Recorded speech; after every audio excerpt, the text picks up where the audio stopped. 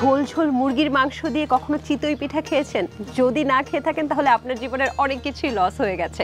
দর্শক, আজকে আছি ফরিদপুরে এবং আমার পাশে আছেন সুন্দরী একজন দাদি, যিনি খুব চমৎকার করে মুরগির মাংস রান্না করতে পারে, সেই সাথে সাথে চিতই পিঠা আজকে রান্না করে আমাদেরকে দেখাবে। চলেন দেখে আসি দাদি কি বলে।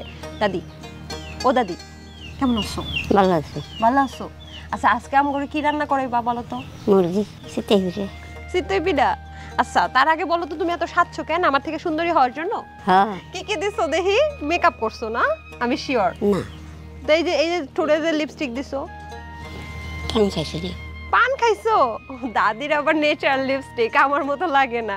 দেখি তো মুখখানা, বাহ কি সুন্দর লাগতেছে। সাজগোজ তো ঠিকই আছে, তারপরে আমার থেকে সুন্দর না। চলো রান্না শুরু করি। প্রথমে কড়াইটা নিব না? কড়াইটা নেই?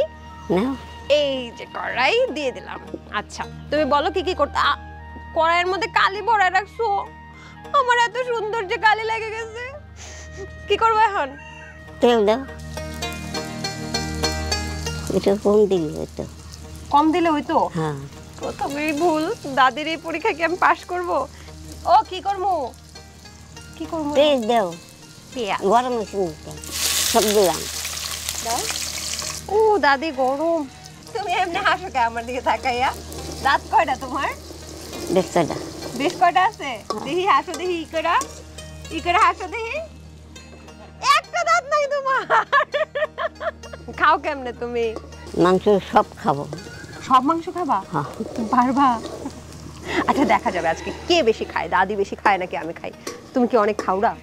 মাংস খাইনি, মুরগির মাংস খাইনি। আমি শুনছি তুমি নাকি মিষ্টি কুমড়া অনেক বেশি পছন্দ করো। হ্যাঁ, এবং মিষ্টি কুমড়া বাসায় না আনলে নাকি তোমার অনেক রাগ উঠে, লাঠি নাকি এখানে ওখানে ডিল মারো। আমি আইনাই খাই।